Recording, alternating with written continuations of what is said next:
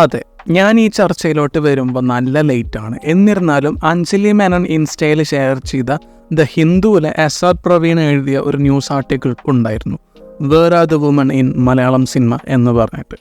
പക്ഷേ ഈ വീഡിയോയിൽ മലയാളം സിനിമയുടെ കേസ് മാത്രമല്ല പറയുന്നത്. So let's get started.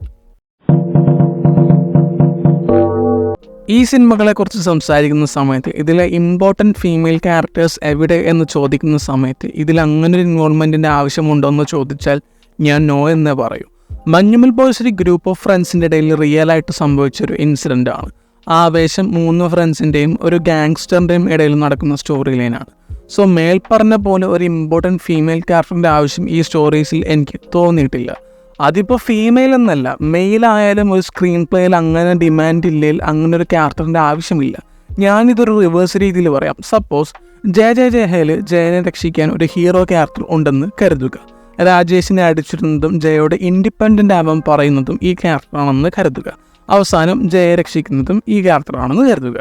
ഇനി വേണമെങ്കിൽ സിംഗപ്പെണ്ണേ എന്ന മ്യൂസിക്കും ആഡാക്കാം. അപ്പോൾ കണ്ടക്സ്റ്റ് തന്നെ മാറിയില്ല സിനിമയുടെ കേസിൽ.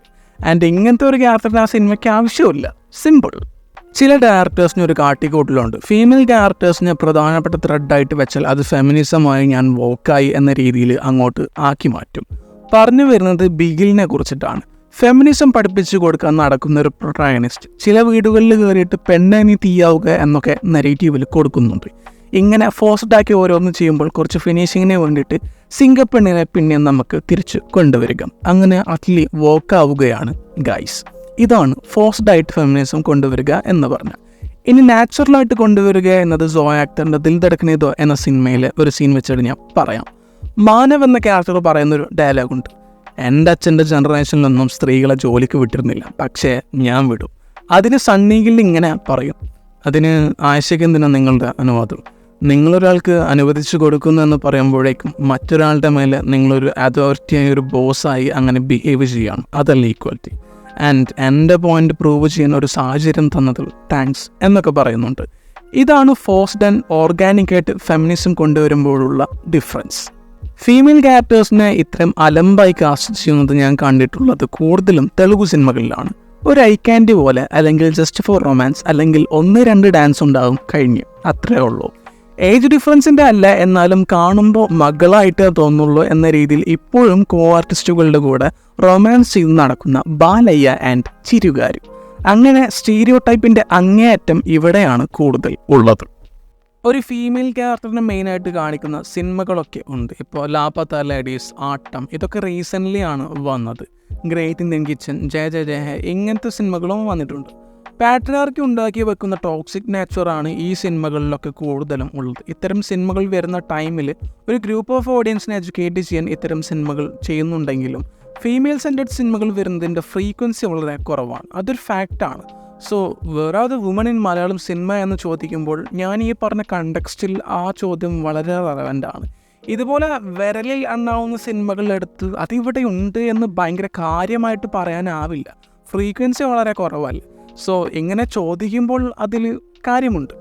ലേറ്റസ്റ്റ് ആയിട്ട് സ്ട്രീമിംഗ് സർവീസിൽ നിന്ന് വന്നതിൽ കണ്ട സിനിമകളാണ് സ്റ്റിൽ ആലീസ്, ഒരു അൽഷിമേഴ്സ് ബാധിക്കുന്ന ക്യാരക്ടറിൻ്റെ ഫിലിം, ദ ടീച്ചേഴ്സ് ലോഞ്ച് എന്ന ജർമ്മൻ ഫിലിം, ഒരു സ്കൂൾ പശ്ചാത്തലത്തിൽ ഒരു ടീച്ചറിൻ്റെ കഥ പറയുന്ന ഫിലിം.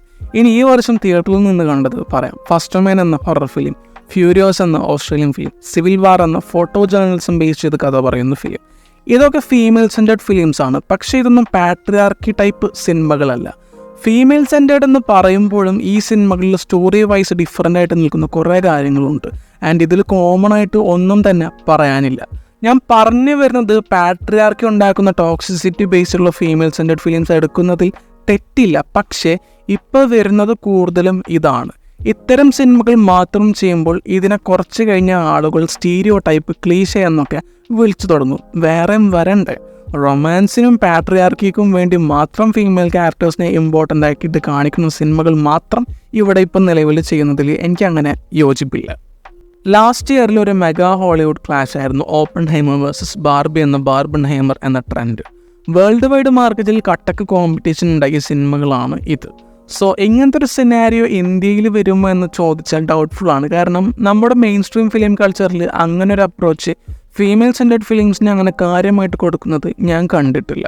ഒരു ഫീമെയിൽ സെൻറ്റഡ് ഫിലിം എന്ന രീതിയിൽ ഇന്ത്യയിൽ നിന്നുള്ള ഹയസ്റ്റ് ഗ്രോസിംഗ് ഫിലിം പത്മാവതാണ്. പക്ഷേ അതൊരു സഞ്ജയ് ലീല ബൻസാലി ഫിലിമാണ്. എന്നിരുന്നാലും അതിൽ ഷാഹിദ് കപൂറും രൺവീർ സിംഗ് പോലത്തെ ആർട്ടിസ്റ്റുകളുടെയും ഇൻഫ്ലുവൻസ് ഉണ്ട്. പിന്നെ അന്നുണ്ടായ വിവാദങ്ങളും ഒരു റീസണാണ്. എന്നാൽ ദീപികയുടെ ഇൻഫ്ലുവൻസ് കൊണ്ട് മാത്രമാണ് സിനിമ അത്രയും സക്സസ് കണ്ടത് എന്ന് എനിക്ക് പറയാൻ പറ്റില്ല.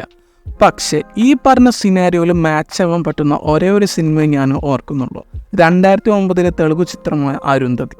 ആ വർഷത്തെ സെക്കൻഡ് ഹയസ്റ്റ് ഗ്രോസിംഗ് ഫിലിമായിരുന്നു. ഫീമെയിൽ സെൻറ്റേർഡ് ആണ്. ഇതിനും മുമ്പും ശേഷം ഇങ്ങനത്തെ ഒരു ഹീറോയിസം കാണിച്ച് ഇന്ത്യൻ ഫീമെയിൽ സെൻറ്റേർഡ് ഫിലിം ഞാൻ പിന്നെ കണ്ടിട്ടില്ല.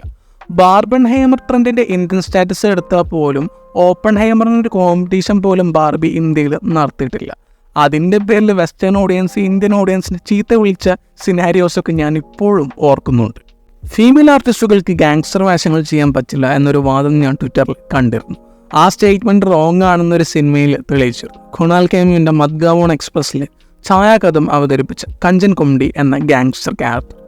ഉപേന്ദ്രലീമായ പോലൊരു ഗ്രേറ്റ് ആക്ടർ പോലും സിനിമയിൽ ഉണ്ടായിട്ട് വരെ എല്ലാ ക്യാരക്ടേഴ്സിനെയും ഡോമിനേറ്റ് ചെയ്യുന്നൊരു ക്യാരക്ടറും പെർഫോമൻസുമാണ് ഛായാകഥം ഈ സിനിമയിൽ ചെയ്തത്. അപ്പോൾ ആരെയും അങ്ങനെ അണ്ടർ എസ്റ്റിമേറ്റ് ചെയ്യാൻ നിൽക്കരുത്. സോ ഈ ടോപ്പിക്കിനെ കുറിച്ചിട്ടുള്ള നിങ്ങളുടെ ഒപ്പീനിയൻ കമൻറ്റ് സെക്ഷനിൽ പറയുക. മറ്റൊരു വീഡിയോ ആയിട്ട് പിന്നെ വരാം. Bye guys.